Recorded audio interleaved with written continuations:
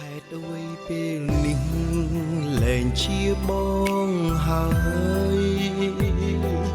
ហេតុអ្វីឲ្យគេយកតំណែងបងទៅស្រី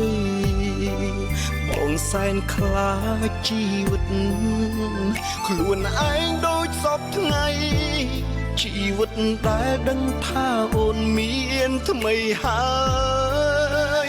នៅស្រឡាញ់អូនណាស់អតីតបងអើយនឹកអូនស្ទើរដាច់ខ្យល់ហើ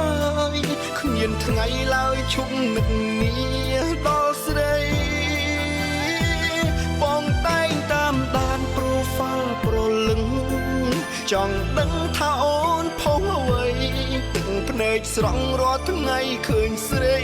អោបគេនឹកអូនពេកខ្លាចថាខ្លួនបង